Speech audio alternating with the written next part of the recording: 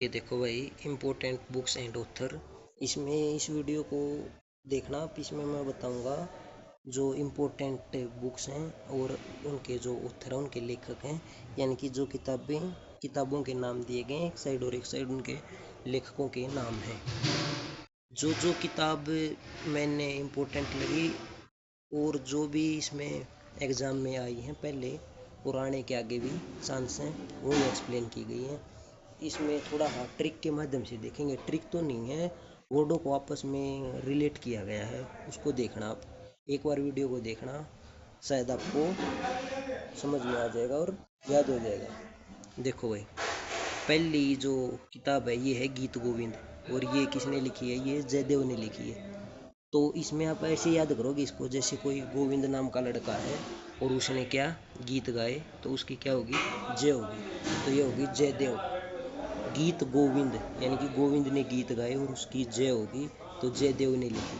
बाकी मैं कभी भी ये ट्रिक के माध्यम से बताता नहीं हूँ कि कुछ भी आप याद करना, लेकिन इसमें क्या है, ये जो किताबें हैं ये बहुत बार मैंने देखा कि याद होती नहीं है। या तो इनको आप 10-15 दिन में एक बार रिपीट करते रहो, रिवाइज करते रहो, तब जाके आपको ठीक कर सकते हो, और नहीं तो फिर यही एक तरीका भी इसका। तो देखना इसको, वीडियो को अंत तक। तो दूसरी जो बुक है ये है बुद्ध चरित्रम। ये लिखी है अशोक घोष ने। जैसे बुद्ध महात्मा बुद्ध थे, तो उनको एक ऐसे घोड़े की आवश्यकता थी जिसका चरित्र अच्छा हो, तो बुद्ध चरित्रम। तो बुद्ध चरित्रम किसने लिखी? अशोक घोष ने। अशोक का मतलब आपको पता होगा कि घोड़ा होता है संस्कृत के अंदर, तो अशोक घोष ने क्या लिखी? बुद्ध चरित्रम। अब अगली है 10 कुमार चरित्रम। 10 कुमार चरित्रम ये है दंडी। ये किसने लिखी? दंडी ने। 10 कुमार से आपको याद आता हुआ कि रावण है, और रावण को क्या दिया गया था? दंड, श्री राम ने दिया था। तो 10 कुमार चरित्रम किसने लिखी? दंडी ने। अब है मृच कट्टिकम लिखी शूद्रक, यानी कि मृच मच्छर कट्टिकम यानी कि काटते हैं, यानी कि वो तो एक प्रकार से राक्षस हैं। शूद्रक इससे आप रिलेट कर सकते हो थोड़े थोड़े। तो प्रेम वाटिका लिखी है रस खान ने। इसमें आपको देखो, ये जो मैंने अंडरलाइन किया ना, इधर से पकड़ना वर्ड को। जैसे प्रेम वाटिका रस खान, प्रेम है और रस है, दोनों आपस में रिलेट कर रहे हैं कि प्रेम में क्या होता है? रस। प्रेम वाटिका तो रस खान। मुद्रा राक्षस विशाख दत्त। राक्षस क्या होता है? राक्षस का देखना थोड़ा विशाल ही होता है वो, तो मुद्रा राक्षस विशाल दत्त। ये तो देखना। अष्टदयाई यह है पाणिनि। अष्ट का मतलब 8, दयाई मतलब कि इसको आप ऐसे याद करोगे, अष्टदयाई किसने लिखी? पाणिनि ने।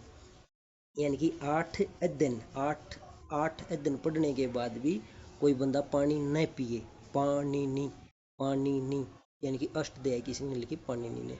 हुमायूंनामा गुलबदन बेगम, ये इसकी वाइफ थी हुमायूंनामा की, और इसने इसी के ऊपर लिखी थी हुमायूंनामा के नाम से ही, तो गुलबदन बेगम हुमायूं की वाइफ थी, तो इसने ये लिखी थी भाई।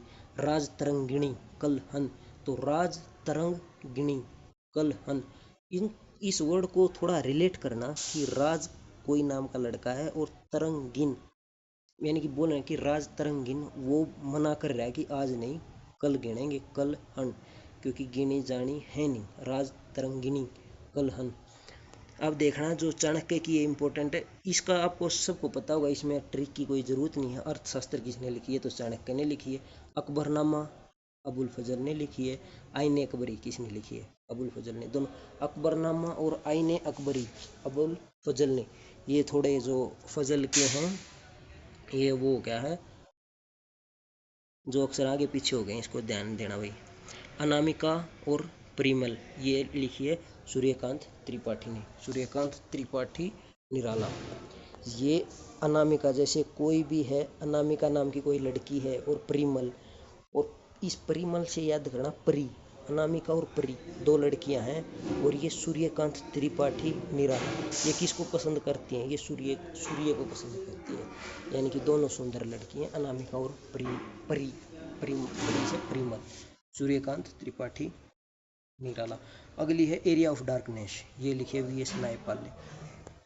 यानी कि ऐसी जगह जहाँ पे डार्कनेस है, तो वहाँ पे न्याय नहीं हो सकता भाई। एरिया ऑफ डार्कनेस यानी कि वी एस नायपाल, वहाँ पे न्याय नहीं हो सकता। तो इंडिका किसने लिखी है? मेगास्थनीज। इंडिका नाम की जो गाड़ी भी आती है उसको मेगा का मतलब तो बहुत बड़ा, सथनीज यानी कि स्थान चाहिए उसको, गाड़ी को तो बड़ा स्थान चाहिए खड़ी करने के लिए, तो इंडिका लिखी है मेगास्थनीज ने। अब आगे देखना आप, आगे क्या, आगे है बाबरनामा, ये लिखी है बाबर ने। बाबरनामा में ही बाबर आ रहा है, तो ये तो ऐसे ही याद हो जाएगी, बड़ी इजी है। शाहनामा, ये है फिरदौसी। फिरदौसी, शाहनामा किसने लिखी है? फिरदौसी ने। यानी कि शाह है और नाम है, जिसका नाम शाह हो तो वो तो अच्छे आदमी होते हैं, यानी कि फिर से दोस्ती कर लेते हैं कितना भी झगड़ा हो जाए। शाहनामा लिखिए फिरदौसी ने। एक है विनय पत्रिका, ये लिखिए तुलसीदास ने। पत्रिका से रिलेट करना और तुलसी से रिलेट करना, यानी कि पत्रिका, पत्रिका कोई आपके पास पत्रिका आए, कोई मतलब कि कोई पोस्ट आए और उसके अंदर आपको लगे कि आपका कोई लेटर वगैरह होगा, ज्वाइनिंग लेटर होगा, उस पत्रिका के अंदर वो लेटर ना मिले और आपको तुलसी मिल जाए, यानी कि विनय पत्रिका तुलसीदास। इसके बाद अगली है सत्यार्थ प्रकाश, दयानंद सरस्वती। ये आप देखना, सत्यार्थ और फिर है प्रकाश, यानी कि सत्य के ऊपर प्रकाश डाला, किसी बंद सत्य के ऊपर प्रकाश डाला, फिर मेरे को दया आ गई और मैंने किसी बंदे को कुछ दान दे दिया। सत्यार्थ प्रकाश, कोई बंदा मेरे पास आया, मैंने देखा कहीं झूठ तो नहीं बोल रहा है, मैंने सत्य देखा, उसके ऊपर प्रकाश डाला, फिर मेरे को दया आई, थोड़ा लगा यार हाँ ठीक है बंदा थोड़ा हाँ गरीब है, तो ये थोड़ा रिलेट करना है वर्डों को, और ऐसी कोई ये कहानी नहीं है कि रियल में कोई बताया जा रहा है। इससे अगली देखो, if cricket is religion Sachin is God. ये बुक लिखी है श्याम बाला सुब्रमण्यम ने। तो इसमें आप देखना, इसको याद कैसे करोगे, इसमें देखो क्रिकेट भी आया है और इसमें क्या है, सचिन भी है, सचिन इज गुड। तो इसमें बाला, यानी कि सचिन क्या क्रिकेट खेलता है और वो किसी बल्ले से खेलता है, तो श्याम बाला सुब्रमण्यम हो जाए। दास कैपिटल, ये कार्ल मार्क्स ने। ये जो मैंने अब एग्ज़ाम दिया था ये उसमें आया था भाई, यानी कि ये सीबीएसई का था सुप्रीडेंट का, उसमें आया था ये दास कैपिटल, तो इसका आंसर था कार्ल मार्क्स। अभी आप देखना, कैपिटल है, कैपिटल एक इंग्लिश का वर्ड है। कैपिटल का मतलब होता है, वैसे तो राजधानी होता है और इसका मतलब होता है पूंजी या धन, धन भी होता है। तो दास कैपिटल होता है कार्ल मार्क्स, यानी कि जो आपके पास धन है वो कैसा है, ब्लैक है, ब्लैक मनी है। कार्ल मार्क्स यानी कि काला, काला धन आपके पास, दास कैपिटल होगी कार्ल मार्क्स ने। 1984 1984 किसने लिखी है? ये जॉर्ज आर वेल। यानी कि 1984 से देखो कि उस टाइम पे जो जज होते थे वो अच्छे होते थे, तुरंत न्याय कर देते थे। थोड़ा रिलेट करना है, जज तो भी अच्छे ही हैं, कहीं ये मान लो कि उस टाइम पे थोड़ा और थोड़ा ये याद हो जाएगा। अब है अंधा युग। अंधा युग किसने लिखी? ये है धर्मवीर भारती ने। अंधा युग से रिलेट करो धर्म को, यानी कि भाई जैसे अब तो युग अंधा चल रहा है, इसमें धर्म के नाम पे ही लोगों को मार दिया जाता है। जैसे आपने अभी देखा भी होगा इधर जे.एंड.के में। तो अंधा युग क्या है? धर्मवीर भारती। तो art of India marks Tuli. Art of India वैसे क्या है? इंडिया में एमपी को बोला जाता है, यानी कि मध्य प्रदेश है बिल्कुल बीच में, और वहाँ से क्या है? मार्क तुली। मार्क से याद करना कि मार्क यानी कि मार्ग, वहाँ से इंडिया से एमपी से हर तरफ के मार्ग जाते हैं भारत में, आप कहीं भी जाओ, क्योंकि आउट ऑफ इंडिया वो बीच में है बिल्कुल, ऐसे रिलेट कर लेना। वैसे रास्ते तो और कहीं से जाते हैं, ये तो बोलने की बात है, बस थोड़ा आपको याद हो जाए। गुलामगिरी, ये ज्योतिबा फुले। इसकी कोई ट्रिक, क्या होनी चाहिए भाई? ज्योतिबा फुले थे जो कि एक अच्छे समाज सुधार कर रहे हैं, और नारी के प्रति भी, छुआछूत के प्रति भी इन्होंने बहुत कुछ किया है, और इस बुक में वही बताया गया कि गुलामगिरी। तो ये तो बहुत मतलब कि आपके आदर्श होने चाहिए ऐसे ऐसे व्यक्ति, तो ज्योतिबा फुले, गुलामगिरी, इसमें कोई ट्रिक की जरूरत नहीं है। मालगुडी डेज, ये भी इम्पोर्टेंट है, ये आर के नारायण। माल गुडी डेज, ये बुक किसने लिखी है? ये लिखी है आर के नारायण। यानी कि माल की गाड़ी है और दिन में जा रही है, लेके क्या जा रही है? नारियल। माल गुडी डेज, आर के नारायण, नारियल को लेके जा रही है वही दिन में।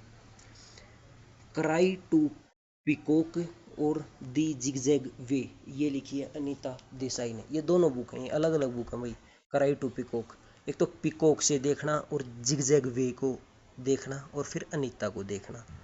तीनों वर्डों को रिलेट करो कि मोर पिकॉक क्या होता है। पिकॉक आप समझते हो कि पिकॉक उड़ा और जिगजैग वे में उड़ा और अनीता के सिर पे बैठ गया, तो क्या हो गया, Anita Desai. The last man in the tower, Aravind Adiga, यानी कि लास्ट मैन था इन द टावर, वो टावर पे एक लास्ट मैन था और वो उधर ही अड़ के रह गया, तो क्या बन गया, last man in the tower. किसने लिखी, अरविंद अडिग ने। बंदी जीवन, बंदी जीवन किसने लिखी, ये सचिंदर सन्याल।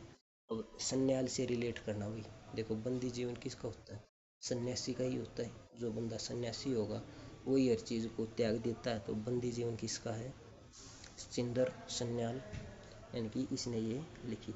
इसके बाद देखना आप, इसके बाद है ये कुलदीप नैयर की बुक हैं, जो कि ये 6-7 बुक हैं लगभग।